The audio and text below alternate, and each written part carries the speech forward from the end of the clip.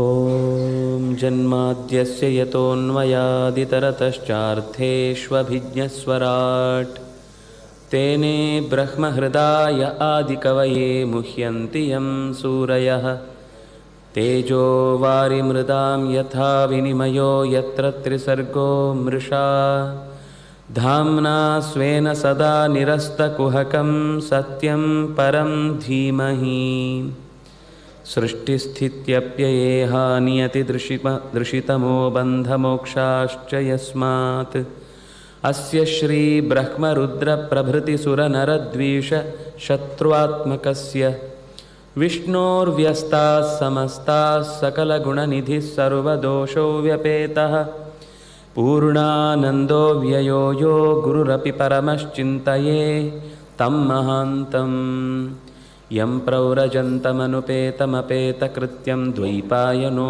ವಿರಹಕಾತರ ಆಜುಹಾವ ಪುತ್ರೇತಿ ತನ್ಮಯತಯಾ ತರವೋಪಿ ನೇದುಃ ತಂ ಸರ್ವಭೂತಹೃದಯಂ ಮುನಿಂ ಆನತೋಸ್ಮಿ. ಸ್ವಸ್ತ್ಯಸ್ತು ಸತಾಂ. ಹರಿ ಓಂ.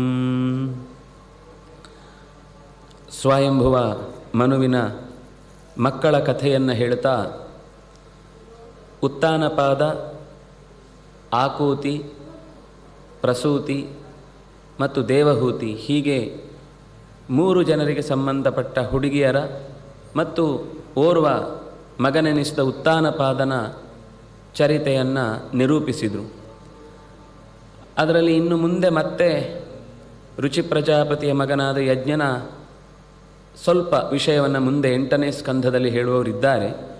ಈಗ ಅದರ ಪೀಠಿಕೆಯಂತೂ ಬಂದಾಗಿದೆ. ಇನ್ನು ಉಳಿದದ್ದು ಪ್ರಧಾನವಾಗಿ ಪ್ರಿಯವ್ರತನ ಕಥೆ.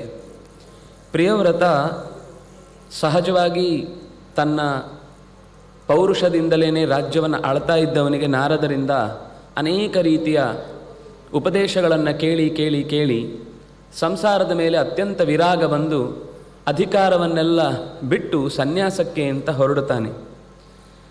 ಆಗ ಆ ಸನ್ಯಾಸವನ್ನು ತೆಗೆದುಕೊಳ್ಳುವುದು ಮತ್ತು ಅದರಿಂದ ಆಗುವ ತೊಂದರೆಗಳನ್ನು ಯೋಚಿಸಿ ಚತುರ್ಮುಖ ಸ್ವತಃ ತಾನೇ ಪ್ರಿಯವ್ರತನಲ್ಲಿಗೆ ಬಂದು ಬಹಳ ಚೆನ್ನಾಗಿ ಉಪದೇಶ ಮಾಡುತ್ತಾನೆ. ನೀನು ಸನ್ಯಾಸ ತೆಗೆದುಕೊಂಡವರಿಗೆ ಮಾತ್ರ ಮೋಕ್ಷ ಅಂತೇನಾದರೂ ತಿಳ್ಕೊಂಡಿದ್ದರೆ ಹಾಗೆ ತಿಳ್ಕೊಳ್ಳುವ ಅಗತ್ಯ ಇಲ್ಲ. ಸನ್ಯಾಸಿಗಳಿಗೆ ಮಾತ್ರ ಮೋಕ್ಷ ಅಂತನ್ನುವ ವಾದ ಎಲ್ಲಿಯಾದರೂ ನಿನ್ನ ಮನಸ್ಸಿನಲ್ಲಿ ಬಂದಿದ್ದರೆ ಅಥವಾ ಯಾರಾದರೂ ಹಾಗೆ ಹೇಳಿದ ಮಾತಿದ್ದರೆ, ಹೌದು ಸನ್ಯಾಸಿಗಳಿಗೆ ಮೋಕ್ಷ ಇದೆ ಅನ್ನೋದು ಸತ್ಯ, ಆದರೆ ಸನ್ಯಾಸಿಗಳಿಗೆ ಮಾತ್ರ ಮೋಕ್ಷ ಇದೆ ಅಂತ ನೀನು ತಿಳ್ಕೊಳ್ಳುವ ಅಗತ್ಯ ಇಲ್ಲ. ಸನ್ಯಾಸದಿಂದಲೇ ಮೋಕ್ಷ ಹೊಂದಬಹುದಾದ ಯೋಗ್ಯತೆ ಇದ್ದವರಿಗೆ ಸನ್ಯಾಸದಿಂದ ಮೋಕ್ಷ. ಅದು ಹೊರತಾಗಿ ಸನ್ಯಾಸಿಗಳು ನಾಳೆ ಮತ್ತೆ ಬರಬೇಕು ಅಂದರೆ ಯಾರೋ ಇನ್ನೊಬ್ಬ ಗೃಹಸ್ಥಾಶ್ರಮವನ್ನು ಸ್ವೀಕರಿಸಬೇಕಲ್ವ. ಮತ್ತು ಗೃಹಸ್ಥಾಶ್ರಮ ಸ್ವೀಕರಿಸುವವನು ಕೂಡ ತನ್ನ ಒಳ್ಳೆಯ ಪೀಳಿಗೆಯನ್ನು ಉಳಿಸಿಕೊಂಡ್ರೆ ಮಾತ್ರ ಒಳ್ಳೆಯ ಸನ್ಯಾಸಿಗಳನ್ನು ಕೊಡಲಿಕ್ಕೆ ಸಾಧ್ಯ. ಅದರಿಂದಾಗಿ ಗೃಹಸ್ಥ ಧರ್ಮವು ಕೂಡ ಮೋಕ್ಷಕ್ಕೆ ಅತ್ಯಂತ ಯೋಗ್ಯವಾದದ್ದು. ಗೃಹಸ್ಥ ಧರ್ಮದಿಂದಲೇ ಮೋಕ್ಷವನ್ನು ಪಡೀಲಿಕ್ಕಾಗುತ್ತೆ. ಅದರಿಂದಾಗಿ ನೀನು ಈ ಸನ್ಯಾಸವನ್ನು ತೆಗೆದುಕೊಳ್ಳೋದ್ರಿಂದ ಏನೋ ಬಿಡುಗಡೆ ಆಗುತ್ತೆ ಅಂತ ಭಾವಿಸಿದರೆ ಅದು ತಪ್ಪಾಗುತ್ತೆ ಅಂತ ಹೀಗೆ ಅವನನ್ನು ಉಪದೇಶಿಸಿ ಬಹಳ ಚೆನ್ನಾಗಿ ಇಲ್ಲಿ ಗಾರ್ಹಸ್ಥ್ಯ ಧರ್ಮದ ಅನೇಕ ಮಹತ್ವದ ಸಂಗತಿಗಳನ್ನು ಹೇಳುತ್ತಾನೆ. ಬ್ರಹ್ಮಚರ್ಯವನ್ನು ಪಾಲಿಸುವವನಿಗಾಗಲಿ, ವಾನಪ್ರಸ್ಥಾಶ್ರಮಿಗಾಗಲಿ, ಸನ್ಯಾಸಿಗಾಗಲಿ 3 ಆಶ್ರಮಗಳಿಗೂ ಈತನೇ ನೆಲೆಮನೆಯಾಗಿ ಅವರ ಸಾಧನೆಗಳಿಗೆ ಅತ್ಯಂತ ದೊಡ್ಡದಾದ ಹಾಯಿದೋಣಿಯಾಗಿ ಇರ್ತಾನೆ. ಅದರಿಂದಾಗಿ ಇವನ ಸಾಮರ್ಥ್ಯವನ್ನು ನೀನು ಕಡಿಮೆ ಅಂತ ತಿಳಿಯುವುದು ತಪ್ಪು. ಬಹಳಷ್ಟು ಜನ ಹೀಗೆ ಜೊತೆಯಾಗಿಯೇ ಇದ್ದು ದೇವತೆಗಳಲ್ಲಿ ಎಲ್ಲರೂ ಕೂಡ ಒಂದಲ್ಲ ಒಂದು ರೀತಿಯಿಂದ ದಾಂಪತ್ಯದಿಂದಲೇ ತಮ್ಮ ಭಗವಂತನ ಪ್ರೀತಿಯನ್ನು ಸಂಪಾದಿಸಿದವರು, ಲೋಕದ ನಿರ್ವಹಣೆಯನ್ನು ಮಾಡ್ತಾ ಇರೋರು. ಅದರಿಂದಾಗಿ ಅವರು ಸರ್ವಾಶ್ರಮ ಭಾಜಿಗಳು, ಅದು ಒಂದು ಅಂಶ ಬೇರೆ. ಆದರೆ ಅವರು ಕೂಡ ಗಾರ್ಹಸ್ಥ್ಯ ಧರ್ಮವನ್ನು ಪಾಲಿಸಿಕೊಂಡೇ ಲೋಕದ ನಿಯಮಗಳನ್ನು ಅನುಸರಿಸ್ತಾ ಇದ್ದಾರೆ. ಅದರಿಂದಾಗಿ ಅದು ಮೋಕ್ಷಕ್ಕೆ ಮಾರ್ಗವೇ ಆಗಿದೆ ಅಂತ ಹೇಳಿ ವಿಜಿತೇಂದ್ರಿಯತ್ವ ಬೇಕು. ನೀನು ಯಾವುದೇ ವ್ರತದಲ್ಲಿದ್ದರೂ ಕೂಡ, ಅದು ಸನ್ಯಾಸದ ವ್ರತ ಇರಲಿ, ಗಾರ್ಹಸ್ಥ್ಯ ಧರ್ಮದ ಅನುಷ್ಠಾನ ಇರಲಿ, ಎರಡರಲ್ಲೂ ಇಂದ್ರಿಯಗಳನ್ನು ಬೇಕಾಬಿಟ್ಟು ಚೆಲ್ಲದೆ, ಲೋಭದಿಂದ ಎಲ್ಲೋ ಜಾರದೆ ನಿನ್ನ ಹಿಡಿತದಲ್ಲಿ ಇರುವಂತೆ ಇದ್ದರೆ ಸಾಕು ಅಂತ ಹೀಗೆ ಹೇಳಿ, ಅಕಸ್ಮಾತ್ ಸನ್ಯಾಸಕ್ಕೆ ಅಂತ ಯೋಚನೆ ಮಾಡಿ ಕಾಡಿಗೆ ಹೋದಾಗಲೂ ಯೋಚನೆ ಮನೆಯದ್ದೇ ಆದರೆ ಅದಾಂತಸ್ಯ ಕುತೋವನೆ. ಅದರಿಂದಾಗಿ ಮನಸ್ಸಿನ ಮೇಲೆ ಹಿಡಿತ ಇಲ್ಲದವನಿಗೆ ಕಾಡಿನಿಂದಲೂ ಏನಾಗುವುದಿಲ್ಲ. ಹಿಡಿತ ಇದ್ದು ಮನೆಯಲ್ಲೇ ಕೂತಿದ್ದರೆ ಅವನಿಗೆ ಕಾಡಿಯಿಂದ ಏನೂ ಬೇಕಾಗಿಲ್ಲ. ಅದರಿಂದಾಗಿ ನೀನು ಕರ್ತವ್ಯವನ್ನು ನಿರ್ವಹಿಸುವ ದೃಷ್ಟಿಯಿಂದ ನಾನು ಹೇಳುವಂತೆ ಗಾರ್ಹಸ್ಥ್ಯ ಧರ್ಮವನ್ನು ಆಚರಿಸುವುದು ಅತ್ಯಂತ ಅಗತ್ಯ, ಅವಶ್ಯ ಅಂತ ಹೀಗೆ ಹೇಳಿ ಅವನನ್ನು ಮತ್ತೆ ಯಥಾವತ್ತಾಗಿ ಆ ಧರ್ಮದ ಚಟುವಟಿಕೆಯಲ್ಲಿ ತೊಡಗುವುದಕ್ಕೆ ಬೇಕಾದ ವ್ಯವಸ್ಥೆಯನ್ನು ಮಾಡುತ್ತಾನೆ. ಒಬ್ಬ ವಿಶ್ವಕರ್ಮನ ಮಗಳು ಒಬ್ಬಳಿರ್ತಾಳೆ, ಬರ್ಹಿಷ್ಮತಿ ಅಂತ. ಆಕೆಯನ್ನು ವಿವಾಹವಾಗಿ 10 ಜನ ಮಕ್ಕಳನ್ನು ಪಡೀತಾನೆ. ಆಗ್ನೇಧ್ರ, ಇದ್ಮಜಿಹ್ವ, ಯಜ್ಞಬಾಹು, ಮಹಾವೀರ, ಹಿರಣ್ಯರೇತ, ಘೃತಪೃಷ್ಠ, ಸವನ, ಮೇಧಾತಿಥಿ, ವೀತಿಹೋತ್ರ ಮತ್ತು ಕವಿ ಅಂತ.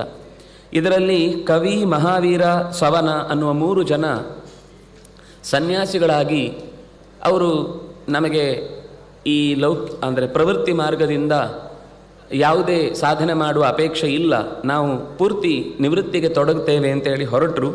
ಅವರನ್ನು ಯಥಾಪ್ರಕಾರ ಬಿಟ್ಟು ಕಳಿಸಿದ. ಮತ್ತೊಬ್ಬಳು ಹೆಂಡತಿಯಲ್ಲಿ ಉತ್ತಮ, ತಾಪಸ, ರೈವತ ಅಂತ 3 ಜನ ಮಕ್ಕಳನ್ನು ಪಡೀತಾನೆ. ಇವರೇ ಮುಂದಿನ 3ರ ನಂತರದ ಅಂದರೆ ಸ್ವಾಯಂಭುವ, ಸ್ವಾರೋಚಿಷ, ಚಾಕ್ಷುಷ, ಅದರ ನಂತರ ಉತ್ತಮ, ತಾಪಸ, ರೈವತ ಅನ್ನುವ 3 ಮನ್ವಂತರಗಳಿಗೆ ಅಧಿಪತಿಗಳಾಗಿ ಕಾರ್ಯವನ್ನು ನಿರ್ವಹಿಸ್ತಾರೆ. ಆನಂತರದ ಮನ್ವಂತರ ವೈವಸ್ವತ ಮನ್ವಂತರ. ಹೀಗೆ ಮೊದಲ 3ರ ನಂತರದ 3 ಮನ್ವಂತರಗಳ ತಂದೆ ಈ ಪ್ರಿಯವ್ರತ. ಹೀಗೆ ಈ ಮಧ್ಯದಲ್ಲಿ ಈ ಪ್ರಿಯವ್ರತನ ಓಡಾಟದಿಂದಾಗಿ ರಥ ಬಹಳ ವೇಗವಾಗಿ, ಅಂದರೆ ಭೂಮಿಯಲ್ಲಿ ಆಡಳಿತಕ್ಕೋಸ್ಕರ ಅವನಿಗೆ ಎಲ್ಲೆಂದರಲ್ಲಿ ಹೋಗಲಿಕ್ಕೆ ಆಕಾಶ ಮಾರ್ಗವಾಗಿ ಹೋಗುವ ರಥವನ್ನು ಒದಗಿಸಿರ್ತಾರೆ. ಅವನು ಹೋಗುವ ಭರದಲ್ಲಿ ವೇಗಕ್ಕೆ ಭೂಮಿಯ ಮೇಲ್ಭಾಗಗಳೆಲ್ಲ ಖಂಡವಾಗಿ ವಿಭಾಗಗೊಳ್ಳುತ್ತವೆ. ಇದರಿಂದ 7 ವಿಭಾಗಗಳಾಗ್ತವೆ. ಜಂಬೂ, ಪ್ಲಕ್ಷ, ಶಾಲ್ಮಲಿ, ಕುಶ, ಕ್ರೌಂಚ, ಶಾಖ ಮತ್ತು ಪುಷ್ಕರ ಅಂತ. ಅದರಲ್ಲಿ ಇದೇ 7 ಜನರನ್ನು, ಆ 3 ಜನ ಉಳಿದವರನ್ನು ಬಿಟ್ಟು, ಅಂದರೆ ಆಗ್ನೇತ್ರ, ಇದ್ಮಜಿಹ್ವ, ಯಜ್ಞಬಾಹು, ಹಿರಣ್ಯರೇತ, ಘೃತಪೃಷ್ಠ, ಮೇಧಾತಿಥಿ ಮತ್ತು ವೀತಿಹೋತ್ರ, ಇವರೇ ಕ್ರಮವಾಗಿ 7 ಜನ ಈ ಮೇಲೆ ಹೇಳಿದ 7 ದ್ವೀಪಗಳಿಗೆ ರಾಜರಾಗಿ ಕಾರ್ಯವನ್ನು ನಿರ್ವಹಿಸ್ತಾರೆ. ಅದರಲ್ಲಿ ಇನ್ನೊಬ್ಬಳು ಮಗಳಿರ್ತಾಳೆ ಪ್ರಿಯವ್ರತನಿಗೆ, ಅವಳ ಹೆಸರು ಊರ್ಜಸ್ವತಿ ಅಂತ. ಆ ಊರ್ಜಸ್ವತಿಯನ್ನು ಶುಕ್ರಾಚಾರ್ಯರಿಗೆ ಮದುವೆ ಮಾಡಿಕೊಡ್ತಾನೆ. ಆ ಶುಕ್ರಾಚಾರ್ಯರಲ್ಲಿ ಮಗಳಾಗಿ ಹುಟ್ಟುವವಳೆ ದೇವಯಾನಿ. ಅವಳು ಮುಂದೆ ಯಯಾತಿಯನ್ನು ಮದುವೆಯಾಗಿ ಅಲ್ಲಿಂದ ಒಂದು ಪರಂಪರೆ, ಅನುದೃಹ್ಯುಪೂರು ಅನ್ನುವ ಇನ್ನೊಂದು ಪರಂಪರೆ, ಶರ್ಮಿಷ್ಠೆಯ ಜೊತೆಗೆ ಅಂದರೆ ಶರ್ಮಿಷ್ಠೆ ಮತ್ತು ದೇವಯಾನಿ ಸೇರಿ ಯಯಾತಿಯಲ್ಲಿ ಒಟ್ಟು 2 ಮಕ್ಕಳನ್ನು, ಯಯಾತಿ 3 ಮಕ್ಕಳನ್ನು, ದೇವಯಾನಿ 2 ಮಕ್ಕಳನ್ನು, ಶರ್ಮಿಷ್ಠೆ 3 ಮಕ್ಕಳನ್ನು ಪಡೆದು ಆ ಪರಂಪರೆ ಇನ್ನೊಂದು ಕಡೆಯಿಂದ ಬೆಳೆಯುತ್ತೆ. ಇಲ್ಲಿ ಮೊದಲ ಮಗನಾದಂತಹ ಆಗ್ನೇಧ್ರ ಪೂರ್ವಚಿತ್ತಿ ಅನ್ನುವಳನ್ನು ಮದುವೆಯಾಗಿ ಅವನು 9 ಮಕ್ಕಳನ್ನು ಪಡೀತಾನೆ. ನಾಭಿ, ಕಿಂಪುರುಷ, ಹರಿವರ್ಷ, ಇಳಾವೃತ, ರಮ್ಯಕ, ಹಿರಣ್ಮಯ, ಕುರು, ಭದ್ರಾಶ್ವ, ಕೇತುಮಾಲ ಅನ್ನುವ ಈ 9 ಜನರನ್ನು ಪಡೆದು ಅವರಿಂದ ಈ ಜಂಬೂ ದ್ವೀಪಕ್ಕೆ, ಅಂದರೆ ಮೊದಲ ದ್ವೀಪ, ನಾವು ಪ್ಲಕ್ಷ ಇತ್ಯಾದಿಗಳನ್ನು ಮುಂದಿನ 6 ಯೋಚನೆ ಮಾಡೋದಕ್ಕಿಂತ ಮುಖ್ಯವಾಗಿ ನಾವು ಯೋಚಿಸಬೇಕಾದದ್ದು ಜಂಬೂ ಅನ್ನುವ ವಿಷಯಕ್ಕೋಸ್ಕರ ಅವರು ಈ ಪ್ರಸಂಗವನ್ನು ಹೇಳಿದರು. ಜಂಬೂ ದ್ವೀಪವನ್ನೇ 9 ವಿಭಾಗಗಳನ್ನಾಗಿಸಿ ಈ 9 ಜನರನ್ನೇ ಅಧಿಕಾರಿಗಳನ್ನಾಗಿ ಅಲ್ಲಲ್ಲಿಯ ನಿರ್ವಹಣೆಗಾಗಿ ಜೋಡಿಸಲಾಯಿತು. ಅದರಲ್ಲಿ ಆ 9 ಜನರಿಗೆ ಮೇರುವಿನ ಮಕ್ಕಳಾದಂತಹ 9 ಜನ ಹೆಣ್ಣು ಮಕ್ಕಳನ್ನು ಮದುವೆ ಮಾಡಿಕೊಡ್ತಾರೆ. ಅದರಲ್ಲಿ ಮೊದಲಿನ ವ್ಯಕ್ತಿ ನಾಭಿಗೆ ಮೇರು ದೇವಿ ಅಂತ ಆ ಮಕ್ಕಳಲ್ಲಿ ಮೊದಲನೆಯವಳು. ಅವಳನ್ನು ಮದುವೆ ಆದ ಮೇಲೆ ಪುತ್ರಾರ್ಥಿಯಾಗಿ ದೊಡ್ಡವಾದ ಒಂದು ಯಾಗವನ್ನು ಮಾಡುತ್ತಾನೆ. ಋಷಿಗಳು ಆ ಯಾಗದಲ್ಲಿ ಭಗವಂತನನ್ನು ಕಂಡಾಗ ಏನು ಬೇಕು ನಿಮಗೆ ಅಂತ ಭಗವಂತ ಕೇಳುತ್ತಾನೆ. ನನಗೆ, ನಮ್ಮೆಲ್ಲರಿಗೆ ನಿಮ್ಮಲ್ಲಿ ಅನನ್ಯವಾದ ಭಕ್ತಿ, ಯಾವತ್ತೂ ಕೂಡ ಇನ್ನೇನೂ ಅಲ್ಲಸಲ್ಲದ ಯೋಚನೆಗಳಲ್ಲಿ ಮನಸ್ಸು ತೊಡಗದೆ ನಿಮ್ಮಲ್ಲೇ ಮನಸ್ಸು ನೆಡುವಂತೆ ನಮ್ಮನ್ನು ಅನುಗ್ರಹಿಸಿ. ಆಯಿತು, ಇದು ನಿಮ್ಮ ಬಯಕೆ ಆಯಿತು, ನೀವು ಯಾರಿಗೋಸ್ಕರ ಯಜ್ಞ ಮಾಡಿ, ಅಂದರೆ ಇದರಲ್ಲಿ ಒಂದು ಅಂಶ ಗೊತ್ತಾಯಿತು. ಯಾಗ ಮಾಡುವಾಗ ಯಜಮಾನನ ಮನಸ್ಸಿಗೆ ಹೇಗೆ ಬೇಕೋ ಹಾಗೆ ಮಾಡುವುದು ಅಂತ ಬಿಟ್ಟರೆ, ನಾವು ಆ ಯಜ್ಞದಿಂದಲೇ ಪಡೆಯಬಹುದಾದಂತಹ ಭಗವತ್ ಸೌಖ್ಯವನ್ನು ಕಳ್ಕೊಳ್ತೇವೆ. ಹಾಗಾಗಿ ಪುರೋಹಿತರ ಮೊದಲ ಅಪೇಕ್ಷೆಯಂತೆ ಭಗವಂತ ಅವರಿಗೂ ಏಳಿಗೆಯನ್ನು ಅನುಗ್ರಹಿಸಿ ಆಮೇಲೆ ಯಜಮಾನನಿಗೂ ಅದರಿಂದ ಅನುಗ್ರಹ ಏನಾಗಬೇಕು ಅಂತ ಕೇಳಿದಾಗ ನಮ್ಮ ಯಜಮಾನನಿಗಿರುವ ಬಯಕೆ ನಿನ್ನಂತಹ ಒಬ್ಬ ಮಗನನ್ನು ಪಡೀಬೇಕು ಅಂತ ಬಯಕೆ ಇದೆ ಅಂತ. ದೇವರು ಹೇಳಿದರು, ನನ್ನಂತಹ ಇನ್ನೊಬ್ಬರನ್ನು ಕೊಡಲಿಕ್ಕೆ ಸಾಧ್ಯ ಇಲ್ಲ, ಯಾಕೆಂದರೆ ನನಗೆ ಸಮಾನನಾದ ಹತ್ತಿರಕ್ಕೂ ಬರುವ ಒಬ್ಬ ವ್ಯಕ್ತಿಯೂ ಕೂಡ ಈ ಜಗತ್ತಿನಲ್ಲಿ ಎಲ್ಲಿಯೂ ಇಲ್ಲ. ಅದರಿಂದಾಗಿ ನಾನು ಅಂಥವರನ್ನು ನಿನಗೆ ತೋರಿಸುವುದು ಸಾಧ್ಯ ಇಲ್ಲ. ಹಾಗಾದರೆ ನಾನು ಮಾಡಬಹುದಾದದಿಷ್ಟು ನಾನೇ, ಯಾಕೆಂದರೆ ನಿಮ್ಮ ಮಾತು ಸುಳ್ಳಾಗಬಾರ್ದು. ಆದರೆ ನೀವು ಬಯಸಿದ ರೀತಿಯಲ್ಲಿ ಇನ್ನೊಬ್ಬನನ್ನು ಹುಡುಕ್ಲಿಕ್ಕೆ ಇಲ್ಲೆಲ್ಲೂ ಅವಕಾಶ ಇಲ್ಲ. ಅದರಿಂದಾಗಿ ನನ್ನಂತಹ ಅಂತಂದರೆ ನಾನೇ ನಿಮಗೆ ನಿಮ್ಮ ಅಭಿಪ್ರಾಯಕ್ಕೆ ಒಪ್ಪುವ ಹಾಗೆ ನಾಭಿಗೆ ಮಗನಾಗಿ ಬರ್ತೇನೆ ಅಂತ ಭಗವಂತ ಒಪ್ಪಿಕೊಳ್ತಾನೆ. ಋಷಭ ಅನ್ನುವಂತಹ ಮಗ ಆ ನಾಭಿಗೆ ಮಗನಾಗಿ ಜನಿಸ್ತಾನೆ. ಈ ಸಂದರ್ಭದಲ್ಲಿ ಋಷಭದೇವನ ಜನರ ಜೊತೆಗಿನ ಒಡನಾಟ ಅತ್ಯಂತ ಹತ್ತಿರದ್ದಾಗಿರುತ್ತೆ. ಅದರಿಂದಾಗಿ ಜನಗಳ ವಿಶ್ವಾಸದಿಂದ ಊರಲ್ಲೇ ಅಂದರೆ ದೇಶದಲ್ಲೇ ಜಗತ್ತಿನಲ್ಲೇ ಅವನ ಕೀರ್ತಿ ಇನ್ನೂ ತನ್ನ ಅಧಿಕಾರವನ್ನು ಸ್ವೀಕರಿಸುವ ಮುನ್ನವೇ ಎಲ್ಲ ದಿಕ್ಕುಗಳಿಗೂ ಹಬ್ಬಿರುತ್ತೆ. ಇದರಿಂದ ಇಂದ್ರ ಅವನನ್ನೊಮ್ಮೆ ಪೈಪೋಟಿಗೆ ಇಳಿದು ಅವನ ಹೆಸರು ಎಲ್ಲ ಕಡೆ ಪಸರಿಸಿದ್ದನ್ನು ನೋಡಿ ಬೇಕು ಅಂತ ಮಳೆಯನ್ನು ಸುರಿಸದೆ, ಅಂದರೆ ಮಳೆಯ ದೇವತೆಯಾಗಿ ಪಾಕಶಾಸನ ಅಂತ ಅವನಿಗೆ ಹೆಸರು. ಪಾಕ ಅಂದರೆ ಭೂಮಿಯಲ್ಲಿ ಮಳೆ ಬಂದು ಪಾಕ ಆಗುವುದರಿಂದಲೇ ನಾವು ಉಣುವುದು ತಿನ್ನುವುದು ಇತ್ಯಾದಿ ಯಜ್ಞ ಯಾಗಾದಿಗಳನ್ನು ನಡೆಸಲಿಕ್ಕೆ. ಅದರಿಂದಾಗ ಅವನು ಪುರುಹೂತ, ಯಜ್ಞದಲ್ಲೂ ಅತ್ಯಂತ ಹೆಚ್ಚು ಕರೆಯಲ್ಪಡುವವನು, ಯಜ್ಞಕ್ಕೆ ಬೇಕಾದ ಸಾಮಗ್ರಿಗಳೆಲ್ಲ ಒದಗುವುದಕ್ಕೂ ಕಾರಣನಾದವನು ಅವನೇ. ಆದ್ದರಿಂದಾಗಿ ಅವನನ್ನು ಪಾಕಶಾಸನ ಅಂತ ಕರೆಯುವುದಾದ್ರಿಂದ ಅವನು ಮಳೆ ಬಾರದಂತೆ ತಡೆ ಹಿಡಿದಾಗ ಋಷಭದೇವ ತನ್ನ ತಪೋಬಲದಿಂದಲೇ ಎಲ್ಲಿಗೆ ಎಷ್ಟೆಷ್ಟು ನೀರಿನ ಅಗತ್ಯ ಇತ್ತೋ ಅದನ್ನು ಯಥಾವತ್ತಾಗಿ ನೆಲಕ್ಕೆ ಒದಗಿಸಿ ಕೃಷಿಕರ ಕಣ್ಣೀರಿನ ಹೊಳೆಯನ್ನು ತೆಗೆದು ಅವರ ಸಂತೋಷದ ಕಡಲಲ್ಲಿ ಮುಳುಗುವಂತೆ ಮಾಡಿದ. ಹೀಗೆ ಕೊನೆಗೆ ಇಂದ್ರ ಬಂದು ಶರಣಾದ. ತನ್ನಿಂದ ವಿನಾಕಾರಣ ನಿನ್ನ ಜೊತೆಗೆ ಒಂದು ಪೈಪೋಟಿ ನಡೆಸುವುದಾಯಿತು ಅಂತ ಮತ್ತೆ ಹೊಂದಾಣಿಕೆಯಾಗತ್ತೆ. ಋಷಭ ಅಧಿಕಾರವನ್ನು ಸ್ವೀಕರಿಸ್ತಾನೆ.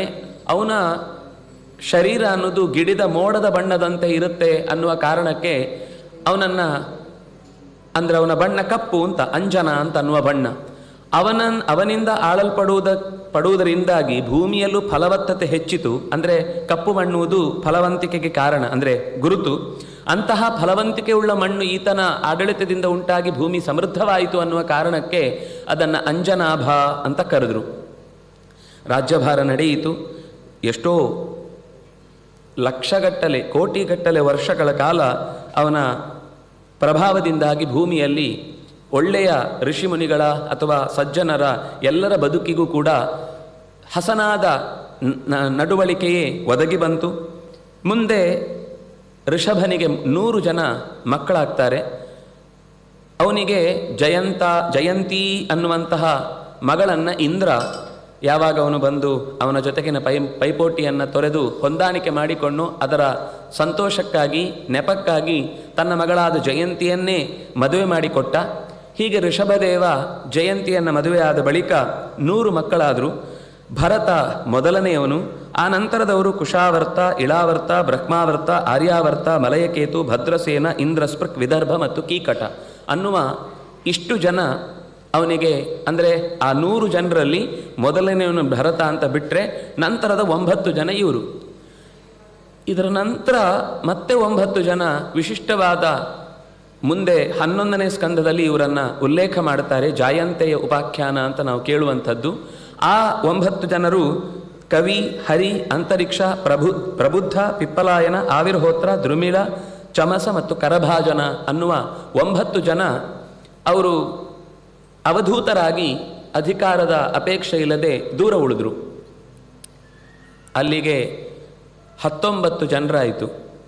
ಭರತ ಮತ್ತೆ 9 ಮತ್ತೆ 9, ಇನ್ನು 81 ಜನ ಅವರು ನಮಗೆ ಈ ಕ್ಷತ್ರದಲ್ಲಿ ಆಸಕ್ತಿ ಇಲ್ಲ, ನಾವು ವೈದಿಕ ಅಧ್ಯಯನದಲ್ಲಿ ಹೆಚ್ಚು ತೊಡಗಿಸಿಕೊಳ್ಳುತ್ತೇವೆ, ನಮಗೆ ವೇದಾಧ್ಯಯನವೇ ಮಾಡಬೇಕಾದದ್ದಿದೆ ಅಂತ ಒಪ್ಪಿಗೆ ಪಡೆದು ಪೂರ್ತಿ ಬ್ರಾಹ್ಮಣ್ಯವನ್ನು ಸ್ವೀಕರಿಸಿ ಅಧ್ಯಯನಕ್ಕಾಗಿ ಬದುಕನ್ನು ಮೀಸಲಿಟ್ಟರು. ಹೇಗೆ ವಿಶ್ವಾಮಿತ್ರ ತನ್ನ ಕ್ಷತ್ರವನ್ನು ಬ್ರಹ್ಮತೇಜೋ ಬಲಂ ಅನ್ನುವ ಯೋಚನೆಯಿಂದ ಕ್ಷಾತ್ರವನ್ನು ತೊರೆದು ಬ್ರಾಹ್ಮವನ್ನು ಸ್ವೀಕರಿಸಿದ್ನೋ, ಹಾಗೆ ಇತರ ಪಲ್ಲಟಗಳು ಅವರವರ ಸ್ವಭಾವಕ್ಕೆ ಅನುಗುಣವಾಗಿ ಇತಿಹಾಸದಲ್ಲಿ ಬೇಕಾದಷ್ಟು ನೋಡುತ್ತೇವೆ. ಆದರೆ ಅದು ಅತ್ಯಂತ ಜೆನ್ಯೂನ್ ಆಗಿರುತ್ತೆ. ಅವರು ಯೋಚನೆ ನಿರ್ಧಾರ ತೆಗೆದುಕೊಂಡ ಮೇಲೆ ಇವತ್ತು ಈ ಬ್ರಾಹ್ಮಣ್ಯ ಬೇಕು ಅಂತ ಅನ್ನೋದು ಕೇವಲ ಸ್ಥಾನಮಾನಗಳಿಗೋಸ್ಕರ ಅಥವಾ ಅದರಿಂದ ಸಿಗುವ ಲಾಭಕ್ಕೋಸ್ಕರ ಹೊರತು ಕೃಚ್ಛ್ರ ಕಾಮಾಯ ನೇಷ್ಯತೆ ಅನ್ನುವ ಹಾಗೆ ಅತ್ಯಂತ ಕಷ್ಟಪಟ್ಟು ಅಧ್ಯಯನ ಮಾಡಿ ಗುರುಕುಲದ ವಾಸದ ಎಲ್ಲ ನಿಯಮಗಳನ್ನು ಅನುಸರಿಸಿ ಓದುವುದಕ್ಕೋಸ್ಕರ ಬೇಕು ಬ್ರಾಹ್ಮಣ್ಯ ಅಂತ ಹೇಳುವ ಯಾವ ಒಬ್ಬ ಹೋರಾಟಗಾರನು ಕಾಣುವುದಿಲ್ಲ. ಆದರೆ ಅದು ಅಧ್ಯಯನಕ್ಕಾಗಿ ಮೀಸಲಾಗಿರುವಂತಹ ರೀತಿಯ ವ್ಯವಸ್ಥೆಯನ್ನು ಆಗಿನ ಕಾಲ ಒಪ್ಪಿಕೊಂಡದ್ರಿಂದ ಅಷ್ಟೂ ಜನ ಪೂರ್ತಿ ಬ್ರಾಹ್ಮಣ್ಯದ ದಾರಿಗೆ ತಿರುಗಿದ್ರು. ಇದರ ನಂತರ ಋಷಭ ಬಹಳ ದಿವಸಗಳ ನಂತರ ಈ ಎಲ್ಲ ಮಕ್ಕಳನ್ನು ಕರೆದು ಈ 9 ಜನರು ಮತ್ತು ಪ್ರಜಾವರ್ಗವನ್ನೆಲ್ಲ ಕೂಡಿಸಿಕೊಂಡು ಬಹಳ ಉಪದೇಶದ, ಅದನ್ನು ಋಷಭಗೀತೆ ಅಂತ ಕರೀತಾರೆ, ಅತ್ಯಂತ ಉತ್ತಮವಾದ ಅನೇಕ ಸಂದೇಶಗಳನ್ನು ನೀಡ್ತಾನೆ. ಬಹಳ ಮುಖ್ಯವಾಗಿ ಹೇಳಲಿಕ್ಕೆ ಹೊರಟ ಸಂಗತಿ ಏನು ಅಂತಂದರೆ,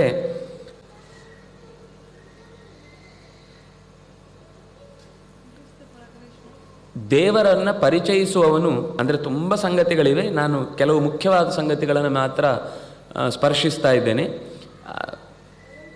ಮನುಷ್ಯನ ಶರೀರದ ಮಹತ್ವ ಇತ್ಯಾದಿಗಳನ್ನೆಲ್ಲ ಹೇಳ್ತಾ, ನೀವು ಯಾರೂ ಅಸೂಯೆ ಪಡಬಾರದು, ಭರತನನ್ನು ನಾನು ರಾಜ ಮಾಡಿದೆ ಅಂತ ಅವನಿಗೆ ಅಸಹಕಾರವನ್ನು ತೋರಿ ನಮ್ಮನ್ನು ಯಾಕೆ ನೀವು ಬಿಟ್ರಿ ಅಂತ ಈ ರೀತಿ ಎಂದೂ ಕೂಡ ನಿಮ್ಮೊಳಗೆ ಜಗಳ ಆಡಬಾರ್ದು. ಯಾಕೆಂದರೆ ಅವರವರ ಯೋಗ್ಯತೆ, ಅವರವರ ಸ್ಥಾನಮಾನಗಳನ್ನು ಗಮನಿಸಿಯೇ ಪ್ರಕೃತಿ ಅವರನ್ನು ಅಲ್ಲಿಗೆ ಆಯ್ಕೆ ಮಾಡಿಕೊಂಡಿರುತ್ತೆ. ಅವನು ಮೊದಲು ಹುಟ್ಟಿದಾನೆ ಅಂದರೆ ಅದು ಆಡಳಿತದ ವ್ಯವಹಾರದ ದೃಷ್ಟಿಯಲ್ಲೇ ಅವನು ಮೊದಲು ಹುಟ್ಟಿದ ಅಂದರೆ ಅವನಿಗೆ ಆ ಯೋಗ್ಯತೆ ಇತ್ತು, ಅದರಿಂದ ಮೊದಲು ಹುಟ್ಟಿದ್ದಾನೆ.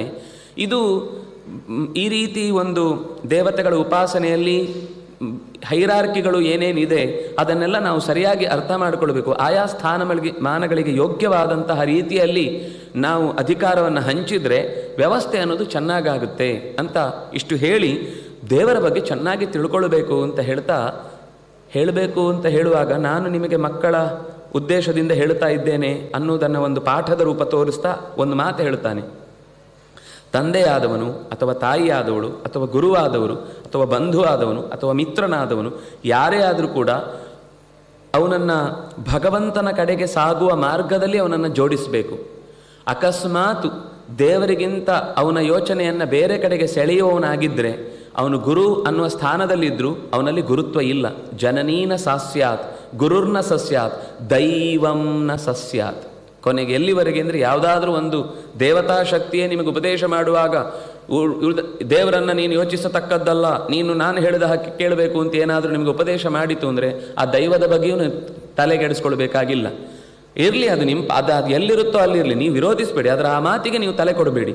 ನಿಮಗೆ ಎಲ್ಲದಕ್ಕಿಂತಲ ದೈವತಾನಾಂಚ ದೈವತಂ ಎಲ್ಲ ದೇವತೆಗಳಿಗೂ ಮೂಲ ಸ್ಥಿತಿಯಲ್ಲಿ ನಿಂತಿರುವಂತಹ ಶಕ್ತಿಯನ್ನೇ ನಾವು ಆರಾಧಿಸಬೇಕು. ಆದ್ದರಿಂದಾಗಿ ಇಷ್ಟು ಒಂದು ರೀತಿ ಗಟ್ಟಿ ನಿರ್ಧಾರವನ್ನು ಹೇಳುವ ತಾಯಿಯೂ ತಾಯಿಯಾಗಿರಬೇಕು, ತಂದೆಯೂ ತಂದೆಯಾಗಿರಬೇಕು. ಯಾವಾಗ ಅಂದರೆ ಮಗುವಿಗೆ ದೇವರ ಬಗ್ಗೆ ಹೇಗೆ ಸುನೀತಿ ಹೇಳಿದ್ಲು ಧ್ರುವನಿಗೆ, ಹಾಗೇನೆ ಒಂದು ಮಕ್ಕಳಲ್ಲಿ ನಮ್ಮಲ್ಲಿ ಇವತ್ತು ಅಕಸ್ಮಾತ್ ಯಾವುದೋ ಮನೆಯಲ್ಲಿ ಕಾಟ ತಾಳ್ಲಿಕ್ಕಾಗದೆ ಶಿಬಿರಕ್ಕೆ 10 ದಿವಸ ಇರಲಿ ಅಂತ ಕಳುಹಿಸಿಕೊಟ್ಟ ನಂತರ ವಾಪಸ್ಸು ಬಂದಾಗ ಮನೆಯಲ್ಲಿ ಅವರು ಒಂದಿಷ್ಟು ಬೆಳಗ್ಗೆ ಸಂಧ್ಯಾ ವಂದನೆಯೋ ಏಕಾದಶಿಯೋ ಮಾಡ್ತಾರೆ ಅಂದರೆ ಬಂದು ಅಧ್ಯಾಪಕರಿಗೆ ವಾಪಸ್ ಬೈತಾರೆ, ನೀವು ನಮ್ಮ ಮಕ್ಕಳೆಲ್ಲ ತಲೆ ಹಾಳು ಮಾಡಿಬಿಟ್ಟಿದ್ದೀರಿ, ಯಾಕೆ ಹೀಗೆ ಮಾಡ್ತೀರಿ, ಅವರು ಶಾಲೆಗೆಲ್ಲ ಹೋಗುವಾಗ ಯಾರು ನೋಡ್ಕೊಳ್ಳೋದು.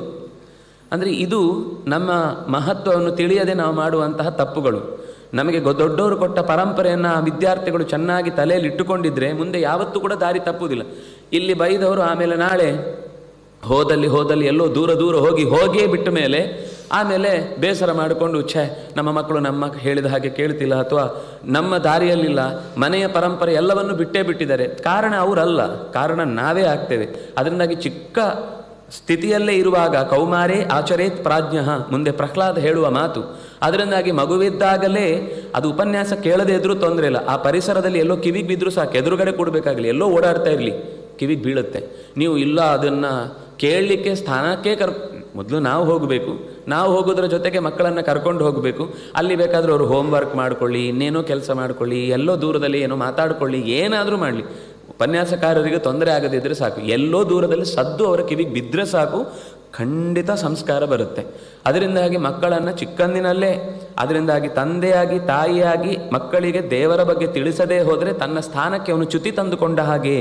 ಹಾಗಾಗಿ ಆ ಹೊಣೆಗಾರಿಕೆಯನ್ನು ನಾವೆಲ್ಲ ಅರ್ಥ ಮಾಡಿಕೊಳ್ಬೇಕು ಅಂತ ಹೇಳಿ ಬ್ರಾಹ್ಮ ಮತ್ತು ಕ್ಷಾತ್ರ ಇದು ಪರಸ್ಪರ ಒಂದಕ್ಕೊಂದು ಸಹಕಾರ ಕೊಟ್ಟುಕೊಂಡು ಬದುಕಬೇಕು. ಇಲ್ಲ ಅಂದರೆ ಒಂದು ವೇಳೆ ಬ್ರಾಹ್ಮ ತನಗೆ ಸಂಬಂಧಪಡುವುದಲ್ಲ ಅಂತ ದೇಶದ ಬಗ್ಗೆ ಯೋಚಿಸದೇ ಇದ್ದರೆ ಅವನು ಧರ್ಮ ಭ್ರಷ್ಟನಾಗ್ತಾನೆ. ಅಥವಾ ಕ್ಷಾತ್ರ ಇದೆಲ್ಲ ಸುಮ್ಮನೆ ವೇಸ್ಟ್ ಆಫ್ ದ ಟೈಮ್, ಸುಮ್ಮನೆ ಏನೋ ಗುರುಕುಲ ಅಂತೆ, ವೇದ ಅಂತೆ, ಶಾಸ್ತ್ರ ಅಂತೆ, ಒಂದು ಅರ್ಥ ಇಲ್ಲದ ಅಡಗುಲಜ್ಜಿ ಕಥೆಗಳನ್ನು ಹಿಡ್ಕೊಂಡು ಇವರೆಲ್ಲ ಒದ್ದಾಡ್ತಾರೆ ಅಂತ ಅಕಸ್ಮಾತ್ ಅವನು ಬ್ರಾಹ್ಮವನ್ನು ತ್ಯಾಗ ಮಾಡಿದ ಅಂದರೆ ಅವನು ಕೂಡ ಬಹಳ ಕಾಲ ಅಸ್ತಿತ್ವದಲ್ಲಿ ಇರಲಿಕ್ಕೆ ಸಾಧ್ಯ ಇಲ್ಲ. ಇದಕ್ಕೆ ಕಥೆಗಳು ಭಾರತದಲ್ಲಿ ಬೇಕಾದಷ್ಟು ಬರ್ತವೆ. ಒಟ್ಟಂತೂ ಅವನು ಇಂತಹ ಅನೇಕ ಉಪದೇಶಗಳನ್ನು ಕೊಟ್ಟು ದೇಶಕ್ಕೆ ಬಲ ಇರುವುದೇ, ಪೂರ್ಣವಾದಂತಹ ಒಂದು ಸ್ವರೂಪ ಬರುವುದೇ ಬೌದ್ಧಿಕ ಬಲ ಮತ್ತು ಭೌತಿಕ ಬಲ, ಇದೆರಡನ್ನೂ ಕೂಡ ತುಂಬಿಕೊಂಡಾಗ ಸಮೃದ್ಧತೆ ಅಂತ ಅನ್ನೋದು ಕಾಣುತ್ತೆ ಅಂತ ಇಷ್ಟು ಹೇಳಿ ಮುಂದೆ ತಾನು ಯೋಗ ಸಿದ್ಧಿಯನ್ನೆಲ್ಲ ಹೊಂದಿದ್ರೂ ಕೂಡ ಎಲ್ಲೂ ಕೂಡ ಅದನ್ನು ಪ್ರದರ್ಶಿಸಲಿಲ್ಲ. ಹೊರಡುವಾಗ ಪ್ರಜೆಗಳ ಕರದಿಂದ ಸಂಪಾದಿಸಿದ ಒಂದು ನೂಲ ಎಳೆಯನ್ನೂ ಕೂಡ ತನ್ನ ಮೈಯ ಮೇಲೆ ಹಾಕಿಕೊಳ್ಳದೆ ನಾನು ಹೊರಡುತ್ತೇನೆ ಅಂತ ತೋರಿಸ್ತಾ ಬೆತ್ತಲೆಯಾಗಿ ಹಾಗೆ ರಾಜ್ಯದ ಎಲ್ಲ ಅಧಿಕಾರವನ್ನು ಬಿಟ್ಟು ಸಂಪತ್ತುಗಳನ್ನು ತೊರೆದು ಕಾಡಿಗೆ ಹೋದ. ತಿಳಿದವರಿಗೆ ಅರ್ಥ ಆಯಿತು, ತಿಳಿದವರಿಗಿದೇನು ಹೊಸತು ಅಂತ ಅನ್ನಿಸ್ತು. ಕೆಲವರಿಗೆ ತಲೆ ಕೆಡ್ತು, ಬಹುಶಃ ರಾಜನಿಗೆ ವಯಸ್ಸಾದ್ಮೇಲೆ ಅರಳು ಮರಳು ಆಗಿಬಿಟ್ಟಿದೆ ಅಂತ ಕೆಲವರು ಬೈಕೊಂಡ್ರು. ಇನ್ನು ಕೆಲವರು ಅವನು ಆನಂದವಾಗಿ ಓಡಾಡ್ತಾ ಇರೋದು ನೋಡಿ ಇಲ್ಲೂ ಒಂದು ಆನಂದ ಇದೆ ಅಂದರೆ ಏನಿದು, ಯಾಕಂದರೆ ಯಾರ ಹತ್ರ ಏನೂ ಕೇಳಬೇಕಾಗಿಲ್ಲ, ಮುಚ್ಕೊಳ್ಬೇಕು ಅಂತ ಭಯ ಇಲ್ಲ, ಜಾರತು ಅಂತ ಹಿಡ್ಕೊಳ್ಬೇಕಾಗಿಲ್ಲ, ಇನ್ಯಾರೋ ಬರ್ತಾರೆ ಅಂತ ಭಯ ಪಡಬೇಕಾಗಿಲ್ಲ, ಅವನು ಪಾಡಿಗೆ ಅವನು ಆನಂದವಾಗಿ ತಿರುಗ್ತಾ ಇದ್ದಾನೆ. ಇದೇ ಒಂದು ಹೊಸ ಸಿದ್ಧಾಂತ ಆಯಿತು ಅಂತ ಕೆಲವರು ಅದನ್ನೇ ಅಡಾಪ್ಟ್ ಮಾಡಿಕೊಂಡ್ರು.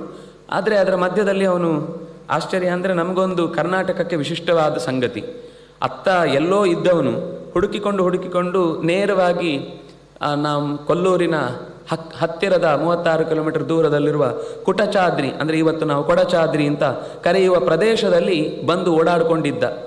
ಪಾಪ ಜನ ಎಲ್ಲ ಅವನಿಗೆ ಏನಾದರೂ, ಪಾಪ ಹುಚ್ಚ ಒಬ್ಬನೇ ಓಡಾಡ್ತಾ ಇದ್ದಾನೆ, ಏನಾದರೂ ಇರಲಿ ಅಂತ ತಿನ್ನಲಿಕ್ಕೆ ಅಂತ ಆ ಬೆಟ್ಟದ ಬುಡದಲ್ಲಿ ಅವನು ಬರುವ ಎಲ್ಲೋ ಜಾಗದ ಮರದ ಬುಡದಲ್ಲಿ ಇಟ್ಟು ಹೋಗ್ತಿದ್ರು. ಅದನ್ನು ಸ್ವೀಕರಿಸಿ ಅವನ ಪಾಡಿಗೆ ಅವನು ತಿಂದು ಓಡಾಡ್ತಾ ಇದ್ದ. ಅಂದರೆ ಜನರಿಗೆ ಕನ್ಸರ್ನ್ ಇತ್ತಲ್ಲ, ಅದನ್ನು ಸ್ವೀಕರಿಸ್ತಾ ಇದ್ದ. ಏನೋ ಪರಕಾಯ ಪ್ರವೇಶ ಇದೆಲ್ಲ ಯೋಗದ ಸಿದ್ಧಿ ಅವನಿಗಿತ್ತು ಅಂತ ಹೇಳ್ತಾರೆ. ಆದರೆ ಎಂದೂ ಕೂಡ ಅದನ್ನು ಪ್ರದರ್ಶನ ಮಾಡಲಿಲ್ಲ, ಎಂದೂ ಕೂಡ ಅದನ್ನು ಹೊರಗೆ ತೋರಲಿಲ್ಲ. ಆದರೆ ಅಲ್ಲಲ್ಲಿ ಬಂದು ಯೋಗಿಗಳಿಗೆ ಉಪದೇಶ ಮಾಡುತ್ತಿದ್ದ, ಕೂಡಿಸಿ ಅವರಿಗೆ ತಿಳುವಳಿಕೆ ಹೇಳುತ್ತಿದ್ದ, ಯಾರು ನಿಜವಾದ ಸತ್ಯವನ್ನು ತಿಳಿಬೇಕು ಅಂತ ಬರ್ತಿದ್ರು ಅವರಿಗೆ ಉಪದೇಶ ಮಾಡುತ್ತಿದ್ದ. ಕೆಲವರು ಹೇಳಿದ್ದು ಕೇಳಿದ್ದೇನೆ, ಇವತ್ತಿಗೂ ಆ ಪ್ರದೇಶಗಳಲ್ಲಿ ಅಂತಹ ಯೋಗಿಗಳು ಇದ್ದಾರೆ ಅಂತ. ಇವತ್ತಿಗೂ ಆ ಪ್ರದೇಶಗಳಲ್ಲಿ, ಯಾಕಂದರೆ ಅದು ಸಹ್ಯಾದ್ರಿಯ ತಪ್ಪಲಿನ ಆ ಮೂಲೆಯ ತನಕವೂ ನಾವು ಈ ಮರ್ಕ್ಯುರಿ ಅಂತ ಅನ್ನೋದು ಪಾದರಸ, ಅದು ಕೈಗೆ ಸಿಗದೇ ಇರುವ ಪದಾರ್ಥ, ಬಹಳ ಚಂಚಲ, ಅದನ್ನು ನೀವು ಹಿಡಿದ್ರೆ ಅದು 10 ಪಾಲಾಗುತ್ತೆ. ಅಂತಹ ಮರ್ಕ್ಯುರಿಯನ್ನು ನಾವು ಇವತ್ತು ಅದನ್ನು ಸಂಗ್ರಹ ಮಾಡ್ಕೊಂಡು ಬರೋದು ತುಂಬ ಕಷ್ಟ, ಅದನ್ನು ಗಟ್ಟಿ ಮಾಡಲಿಕ್ಕೆ ಬರೋದಿಲ್ಲ. ಅಲ್ಲಿಯ ಸಿದ್ಧರು ಮರದ ಎಲೆಯನ್ನು ತೆಗೆದು ಈ ಜಜ್ಜಿ ಆ ಪಾದರಸವನ್ನು ಮಧ್ಯಕ್ಕಿಡಿದು ಗಟ್ಟಿ ಉಂಡೆ ಮಾಡಿ ಕೊಟ್ಟು ಕಳಿಸ್ತಾರಂತೆ. ಅಂದರೆ ಅವರಿಗಿರುವ ಆ ಸಿದ್ಧಿಗಳಲ್ಲಿ ಇಂಥ ಪ್ರಕೃತಿಯ ಜ್ಞಾನವೂ ಅಷ್ಟು ಚೆನ್ನಾಗಿರುವುದರಿಂದ ಅವರು ಏನು ಬೇಕಾದರೂ ಯಾವುದೇ ಲೋಹನ ಇನ್ನೇನೋ ಲೋಹವನ್ನಾಗಿಸಿಕೊಡುವ ಸಾಮರ್ಥ್ಯದಿಂದ ಅವರು, ಆದರೆ ಅದನ್ನು ಲೋಕಕ್ಕೆ ಯಾವತ್ತೂ ಕೂಡ ಪ್ರದರ್ಶನದ ವಸ್ತುವನ್ನಾಗಿಸಿ ಯಾವುದೋ ಒಂದು ಸಂದರ್ಭದಲ್ಲಿ ಅಗತ್ಯ ಇದ್ದಾಗ ಅದನ್ನು ಮಾಡಿ ತೋರಿಸ್ತಾರೆ ಅಂತ. ಹೀಗೆ ಯೋಗದ ಸಿದ್ಧಿ ಆ ಕಾಲದಲ್ಲಿ ಏನು ಇತ್ತೋ ಅದು ಬೇರು ಎಲ್ಲೋ ಒಂದು ಕಡೆ ನಾವು ನಾಶ ಆಯಿತು, ಹಾಗಾಯಿತು, ಹೀಗಾಯಿತು, ಇನ್ನೊಂದಾಯಿತು, ಮತ್ತೊಂದಾಯಿತು ಅಂತ ತುಂಬ ಕೆಲವೊಮ್ಮೆ ತಲೆ ಕೆಡಿಸ್ಕೊಳ್ತೇವೆ. ಆಗುತ್ತೆ, ಮನಸ್ಸು ಹಾಗೆ ಡಿಪ್ರೆಷನಿಗೆ ಹೋಗೋದಿದೆ. ವಿದ್ಯೆ ಎಲ್ಲೂ ಪೂರ್ತಿ ನಾಶ ಆಗೋದಿಲ್ಲ, ಯಾಕೆಂದರೆ ಅದು ಬುದ್ಧಿಯಲ್ಲಿ ಇದ್ದದ್ದಾದರೆ ಮತ್ತೆ ಇನ್ನೊಂದು ಸರ್ತಿ ಇನ್ನೊಬ್ಬ ವ್ಯಕ್ತಿ ಇನ್ನೆಲ್ಲೋ ಒಂದು ಕಡೆ ಹುಟ್ಟಿ ಬಂದಾಗ ಅದು ವಿಷ್ಣು ಬುದ್ಧಿ ಸ್ಥಿತಾ ಸದಾ, ಯಾವಾಗಲೂ ಯಾವತ್ತೂ ಕೂಡ ಎಲ್ಲವೂ ಭಗವಂತನ ತಲೆಯಲ್ಲಂತೂ ಇದ್ದೇ ಇರುತ್ತೆ. ಸಾಧಕನ ತಲೆಯಲ್ಲೂ ಅದು ಜೊತೆಗೆ ಬಳುವಳಿಯಾಗಿ ಬಂದಿರುತ್ತೆ. ಅದರಿಂದಾಗಿ ಒಂದು ಹಂತಕ್ಕೆ ಒಂದು ಕಾಲದಲ್ಲಿ ಕೆಲವೊಮ್ಮೆ ಅದು ಮರೆಯಾಗುವುದನ್ನು ನಾವು ನೋಡ್ತೇವೆ. ಆದರೆ ಅದು ನಾಶ ಆಯಿತು ಅಂತ ಭಾವಿಸಿ ನಾವು ಏನೋ ಉಳಿಸ್ಬಿಡಬೇಕು ಅಂತ ಅನ್ನುವ ಹಠಕ್ಕೆ ಬೀಳಬೇಕಾದ ಅಗತ್ಯ ಇಲ್ಲ. ನಮ್ಮ ಕರ್ತವ್ಯವನ್ನು ನಾವು ಚೆನ್ನಾಗಿ ಮಾಡ್ತಾ ನಮಗೆ ದೊಡ್ಡವರು ಕೊಟ್ಟದ್ದನ್ನು ಆ ಪ್ರಾಮಾಣಿಕವಾಗಿ ಪೀಳಿಗೆಗೆ ಮುಂದೆ ಹರಿಸಬೇಕು ಅನ್ನುವ ಪ್ರವೃತ್ತಿಯಲ್ಲಿ ನಾವು ತೊಡಗ್ತಾ ಇದ್ದರೆ ಅದು ಎಲ್ಲೆಲ್ಲಿಂದ ಹರಿದು ಬರಬೇಕು ಅಲ್ಲಿಂದ ತಾನಾಗಿ ಅದು ಹರಿದು ಬರುತ್ತೆ. ಅಂತಹ ವಿಶೇಷವಾದ ಯೋಗದ ಸಿದ್ಧಿಗಳನ್ನೆಲ್ಲ ಅಲ್ಲಿ ಕಲಿಸಿ ಒಂದು ಕಾಲ ಬಂದಾಗ ಅವತಾರದ ಸಮಾಪ್ತಿ ಮಾಡಬೇಕು. ತಾನೇ ವಾಸುದೇವ ಅಂತ ಹೇಳಿಕೊಂಡ ಅಂತ ತುಂಬ ಕಡೆ ಮಾತು ಬರುತ್ತೆ. ತಾನೇ ಹೇಳಿಕೊಂಡ, ನಾನೇ ಮೂಲ ರೂಪ ಬೇರೆ, ನಾನು ಬೇರೆ ಅಂತ ಚಿಂತಿಸಬೇಡಿ ಅಂತೆಲ್ಲ ಉಪದೇಶ ಮಾಡಿದ ಅಂತ. ಕೊನೆಗೆ ಇಡೀ ಕಾಡು ಕಾಳ್ಗಿಚ್ಚಿನಿಂದ ಹೊತ್ತಿ ಉರಿಯಿತಂತೆ. ಉರಿಯುವಾಗ ಇವನು ಹೊರಗೆ ಬಂದಂತೆ. ಒಂದಿಷ್ಟು ಜನರಿಗೆ ಉಪದೇಶ ಮಾಡಿ, ನಾನು ಹೇಳಿದ್ದೆಲ್ಲ ನೆನಪಿದೆಯಲ್ವಾ ಅಂತ ಹೇಳಿ ಸೀದಾ ಅದರೊಳಗೆ ವಾಪಸ್ ಹೋದ್ನಂತೆ. ಆಮೇಲೆ ಆ ಕಾಳಿಗೆ ಚುಮುಕಿದ ಮೇಲೆ ಮತ್ತೆ ಮರಳಿ ಕಾಣಿಸ್ಲೇ ಇಲ್ಲ. ಹೀಗೆ ವೃಷಭಾವತಾರದ ಸಮಾಪ್ತಿಯನ್ನು ಹೇಳಿ ಆ ಬಳಿಕ ಈ ವಂಶದಲ್ಲಿ ಭರತನ ಆಳ್ವಿಕೆಯ ಬಗ್ಗೆ ಒಂದಿಷ್ಟು ಪರಿಚಯ ಮಾಡಿಕೊಡ್ತಾರೆ. ಭರತನಿಗೆ ವಿಶ್ವರೂಪ ಅಂತ ಒಬ್ಬನ ಮಗಳು, ಪಂಚಜನಿ ಅಂತ ಅವಳ ಹೆಸರು. ಅವಳನ್ನು ಮದುವೆ ಆಗ್ತಾನೆ, ಚೆನ್ನಾಗಿ ರಾಜ್ಯಭಾರವನ್ನೆಲ್ಲ ನಡೆಸ್ತಾನೆ. ಅವನು ಕೂಡ ಬಹಳ ದೀರ್ಘಕಾಲದ ಭೂಮಿಯ ಆಳ್ವಿಕೆಯಲ್ಲಿ ಅವನ ಹೆಸರು ಬರುತ್ತೆ. ಹಾಗಾಗಿ ಈ ಭಾಗಕ್ಕೆ ಭಾರತ ಅಂತ ಹೆಸರು ಬಂತು. ಇವನ ತಂದೆಯಿಂದಾಗಿ ಅಂಜನಾಭ ಅಂತ ಹೆಸರು ಬಂತು. ಈ ಬಳಿಕ ಇವನಿಂದಾಗಿ ಭಾರತ ಅಂತ ಹೆಸರು ಬಂತು. ದೇವರ ಆರಾಧನೆಯ ಕ್ರಮಗಳನ್ನೆಲ್ಲ ಸಾಮಾನ್ಯ ಜನರಲ್ಲಿಯೂ ಕೂಡ ಅರಿವು ಮೂಡುವಂತೆ ಮಾಡಿ, ಕ್ರಮ ಪ್ರಕಾರವೇ ಹೇಗೆ ಆರಾಧನೆ ಮಾಡಬೇಕು, ಭಗವಂತನನ್ನು ಪರಿವಾರದಿಂದ ಕೂಡಿಯೇ ಆರಾಧನೆ ಮಾಡಬೇಕು ಹೊರತು ಪರಿವಾರಗಳನ್ನೆಲ್ಲ ಬಿಟ್ಟು ಏನೂ ಇಲ್ಲದಂತೆ ಬರೀ ದೇವರನ್ನು ಅಂತ ಚಿಂತಿಸಿ ಉಳಿದವರನ್ನು ದ್ವೇಷಿಸಲೂಬಾರದು, ಅಥವಾ ಉಳಿದವರನ್ನ ಆರಾಧನೆಯ ಭರದಲ್ಲಿ ಭಗವಂತನನ್ನು ಮರೀಲೂಬಾರದು ಅನ್ನುವ ಅನೇಕ ಅಪರೂಪದ ಸಂಗತಿಗಳನ್ನೆಲ್ಲ ಉಪದೇಶ ಮಾಡಿ ಬಹಳ ಕಾಲದ ಬಳಿಕ ಮಕ್ಕಳ ಕೈಯಲ್ಲಿ ಅಧಿಕಾರವನ್ನು ಇರಿಸಿ ವಿರಕ್ತಿ ಹೊಂದಿ ಅಧಿಕಾರವನ್ನು ಕೊಟ್ಟು ವಾನಪ್ರಸ್ಥಕ್ಕೆ ಅಂತ ಹೊರಡುತ್ತಾನೆ. ಪುಲಹರ ಆಶ್ರಮದ ಕಡೆಗೆ ಸಾಕ್ತಾನೆ. ಪುಲಹರ ಆಶ್ರಮ ಗಂಡಕಿ ನದಿಯ ತೀರದಲ್ಲಿ ಶಾಲಗ್ರಾಮ ಅಂತಿರುವ ಪ್ರದೇಶದಲ್ಲಿ ಇರುತ್ತೆ. ಅಲ್ಲಿ ಅವನು ಅನುಷ್ಠಾನಗಳನ್ನು ಮಾಡುತ್ತಾ ತುಂಬ ಚೆನ್ನಾಗಿದೆ. ಅವನು ಏನೇನು ಮಾಡ್ತಿದ್ದ, ಗಾಯತ್ರಿ ಉಪಾಸನೆ ಮಾಡ್ತಿದ್ದ, ನಾರಾಯಣ ಅಷ್ಟಾಕ್ಷರ, ವಾಸುದೇವ ದ್ವಾದಶಾಕ್ಷರ, ಹೀಗೆ ಅಪರೂಪದ ಅನೇಕ ಮಂತ್ರಗಳನ್ನೆಲ್ಲ ನಿತ್ಯವೂ ಕೂಡ. ಮೊದಲೇ ಅವನು ಮಹಾರಾಜರ್ಷಿ, ಅನೇಕ ಯಾಗಗಳನ್ನು ಮಾಡಿ ಇಡೀ ದೇಶಾದ್ಯಂತ ಧರ್ಮ ಅನ್ನೋದು ಎಲ್ಲರಲ್ಲೂ ಉಸಿರಾಗಿರಬೇಕು ಅನ್ನುವಷ್ಟು ಗಟ್ಟಿ ಮಾಡಿ ಹೊರಟಿದ್ದ, ತಂದೆಯ ಅಭಿಪ್ರಾಯದಂತೆ. ಹೊರಟು ಅಲ್ಲಿ ಧ್ಯಾನ ಮಾಡ್ತಾ ಕೂತಿದ್ದ. ಒಂದು ಸರ್ತಿ ಬೆಳಗ್ಗೆ ಎದ್ದು ಅರ್ಘ್ಯವನ್ನು ಬಿಡಬೇಕು ಅಂತ ನದಿ ತೀರದಲ್ಲಿ ಕೂತಿದ್ದಾಗ ಜಿಂಕೆಯೊಂದರ, ಗರ್ಭಿಣಿಯ ಜಿಂಕೆಯ ಆಗಮನ ಆಗುತ್ತೆ. ಅದು ನೀರು ಕುಡಿತಾ ಇರುತ್ತೆ. ಇವನು ಸುಮ್ಮನೆ ನೋಡ್ತಾನೆ, ಮೇಲಿನಿಂದ ಹರಿದು ನೀರು ಬರ್ತಾ ಇರುತ್ತೆ, ಆ ಕಡೆಯಿಂದ ಅದು ಜಿಂಕೆ ನೀರು ಕುಡಿತಾ ಇರುತ್ತೆ. ಇದ್ದಕ್ಕಿದ್ದಂತೆ ಜೋರಾದ ಒಂದು ಸಿಂಹದ ಘರ್ಜನೆ ಕೇಳಿದೊಡನೆ ಬೆದರಿದ ಆ ಜಿಂಕೆ ನೀರಿನಿಂದ ತಾನು ಆ ಹುಲಿಯ ಕೈಗೆ ಅಥವಾ ಸಿಂಹದ ಕೈಗೆ ಸಿಗಬಾರ್ದು ಅಂತ ನೆಗೆಯತ್ತೆ. ನೆಗೆದಾಗ ಆಚೆಗೆ ಹೋಗುವ ಭರದಲ್ಲಿ ತನ್ನ ದೇಹದಲ್ಲಿದ್ದ ಗರ್ಭವನ್ನು ಹಾಗೆ ನದಿಯಲ್ಲಿ ಚೆಲ್ಲಿ ಗುಹೆಯೊಳಗೆ ಹೋಗಿ ಓಡಿ ಅಡಗಿಕೊಳ್ಳುತ್ತೆ. ನೀರು ಹಾಗೆ ಬರ್ತಾ ಇರೋದನ್ನು ನೋಡಿ ಆ ಜಿಂಕೆಯ ಮರಿ ತೊಳಲಾಡ್ತಾ ಬರ್ತಾ ಇರೋದು ನೋಡಿ ಅದು ಸಿಚುವೇಶನ್ ಹೇಗಿರುತ್ತೆ ಅಂತ ಅನ್ನೋದು ಒಂದು ವಿಚಿತ್ರ. ಆ ಪುಟ್ಟದಾದ ಈಗ ತಾನೇ ಜನಿಸಿದ ಮರಿಯನ್ನು ಕೈಯಲ್ಲಿ ಹಿಡಿಯುವಾಗ ಆ ಹುಟ್ಟುವ ಒಂದು ಮಾನಸಿಕವಾದ ಒಂದು ಇನ್ವಾಲ್ವ್ಮೆಂಟ್ ಏನಿದೆ ಅದನ್ನು ಸುಲಭದಲ್ಲಿ ತಪ್ಪಿಸ್ಲಿಕ್ಕೆ ಸಾಧ್ಯ ಇಲ್ಲ. ಇಡೀ ದೇಶಕ್ಕೆ ವೈರಾಗ್ಯದ ಪರಮ ಪಾಠವನ್ನು ಮಾಡಿದ ಭರತನಿಗೆ ಆ ಕೈಯಲ್ಲಿ ಮಗು ರೂಪದಲ್ಲಿ ಇದ್ದಂತಹ ಜಿಂಕೆ ಮರಿಯನ್ನು, ಅದರ ಸ್ಥಿತಿಗತಿಗಳನ್ನೆಲ್ಲ ನೋಡಿದಾಗ ಮೈಯಲ್ಲಿ ಏನೋ ಒಂದು ಆನಂದವೂ ಆಯಿತು, ಜೊತೆಗೆ ಮನಸ್ಸು ಅಲ್ಲಿ ಲಗ್ನವಾಯಿತು. ಆ ಮರಿಯನ್ನು ತಾಯಿ ಹತ್ರ ಬಿಡಬೇಕು ಅಂತ ತಗೊಂಡು ಹೋಗಿ ಆ ಬಿಲದ ಹತ್ರ ನೋಡ್ತಾನೆ, ಅದು ರಕ್ತಸ್ರಾವವಾಗಿ ಹಾಗೆ ಪ್ರಾಣವನ್ನು ಬಿಟ್ಟಿದೆ. ಇದು ಇನ್ನೊಂದು ಮತ್ತೆ ಅಂಟಿಕೊಳ್ಳಿಕ್ಕೆ ಕಾರಣ ಆಯಿತು. ನಾನು ಕೊಟ್ಟು ಬಂದರೆ ನನ್ನ ಕೆಲಸ ಆಯಿತು ಅಂತ ಅಂದ್ಕೊಂಡಿದ್ದ, ಕೊಟ್ಟು ಬರಲಿಕ್ಕಿಲ್ಲ, ಇದು ಇಟ್ಟುಕೊಳ್ಳಿಕ್ಕಿರುವುದು ಅನ್ನುವ ಹಾಗೆ ಅದು ಕೂಡ ಪ್ರಾಣ ಬಿಟ್ಟಿದೆ ಅಂತಂದಾಗ ಆ ಮರಿಯನ್ನು ತನ್ನಲ್ಲೇ ಜೋಪಾನವಾಗಿ ನೋಡ್ಕೊಳ್ಳಿಕ್ಕೆ ಶುರು ಮಾಡಿದ. ತನಗೆ ಗೊತ್ತಿರುವ ಥರದ ಎಲ್ಲ ವಿದ್ಯೆಗಳಿಂದ ಅದಕ್ಕೆ ಆಹಾರ ತಿನ್ನಿಸುವ ಏನೇನೋ ಅದು ತಂಟೆ ಮಾಡುತ್ತಿತ್ತು. ಬಹಳ ಚೆನ್ನಾಗಿದೆ. ಆ ಮರಿ ಏನೆಲ್ಲ ತೊಂದರೆ ಮಾಡುತ್ತೋ, ನಾವು ಒಂದು ಕರುವನ್ನು ಪಕ್ಕದಲ್ಲಿ ಕೂತಾಗ ಅದು ಕಿವಿ ಕಚ್ಚುದು, ತಲೆ ಮೂಸುದು, ಗುದ್ದುದು ಏನು ಮಾಡುತ್ತೋ, ಈ ಮರಿ ಅವನನ್ನು ಅಷ್ಟು ಪ್ರೀತಿಯಿಂದ ಹಚ್ಚಿಕೊಂಡಿತು. ಕೊನೆಗೆ ಎಲ್ಲಿವರೆಗೆ ಅಂದರೆ ಇವನು ಜಪಕ್ಕೆ ಕಣ್ಣು ಮುಚ್ಚಿ ಕೂತಾಗಲೂ ಮಧ್ಯದಲ್ಲಿ ಮತ್ತೆ ಎಲ್ಲಿ ಓಡಿ ಹೋಯಿತು, ಎಲ್ಲಿ ಏನಾದರೂ ತೊಂದರೆ ಆಯಿತು, ಯಾರು ಅದನ್ನು ಹಿಡ್ಕೊಂಡು ಹೋದರು. ಒಂದು ಸರ್ತಿ ಅಂತೂ ಕೆಲವು ಸರ್ತಿ ಅಂತೂ ಅದು ಹೋದರೆ ಅರ್ಧ ಮುಕ್ಕಾಲು ಗಂಟೆ ಬರಲಿಲ್ಲ ಅಂದರೆ ಇಡೀ ಕಾಡಿನ ಎಲ್ಲ ಪರಿಸರ ಹುಡುಕೋನಂತೆ, ಎಲ್ಲಿದೆ ಎಲ್ಲಿದೆ ಎಲ್ಲಿದೆ ಆ ಮರಿ, ಎಲ್ಲೋಯ್ತು. ಕೊನೆಗೆ ಅದು ಸ್ವಲ್ಪ ಹೊತ್ತಾದಮೇಲೆ ಮತ್ತೆ ಬರ್ತಿತ್ತು.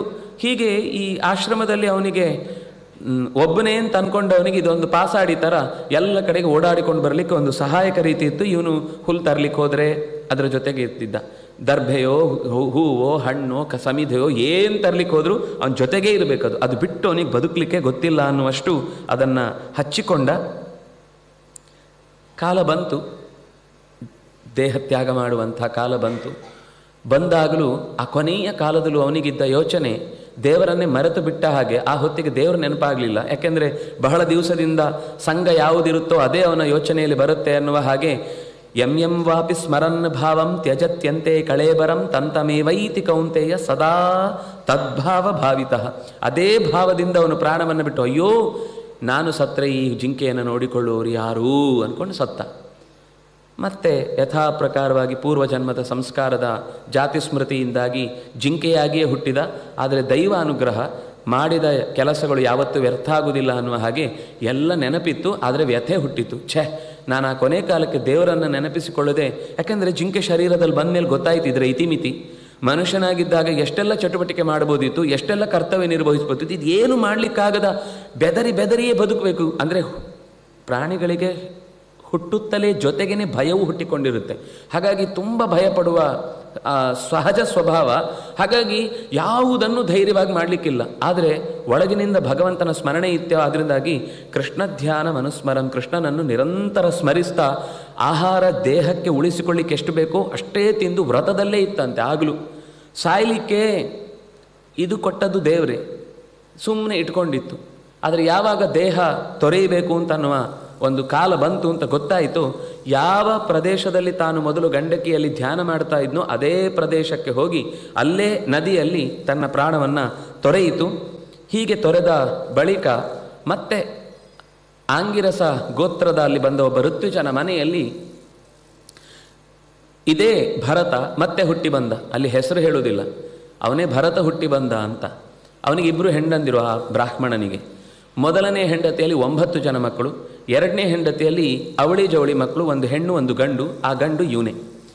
ಮನೆಯಲ್ಲಿ ತಂದೆ ಇವನಿಗೆ ಉಪನಯನ ಮಾಡಬೇಕು ಅಂತ ಬಹಳ ಪ್ರಯತ್ನಪಟ್ಟು ಏನು ಮಂತ್ರ ಹೇಳಿಸಿದ್ರು ಇವನ ಬಾಯಲ್ಲಿ ಸರಿ ಮಂತ್ರ ಬರ್ತಿರಲಿಲ್ಲ.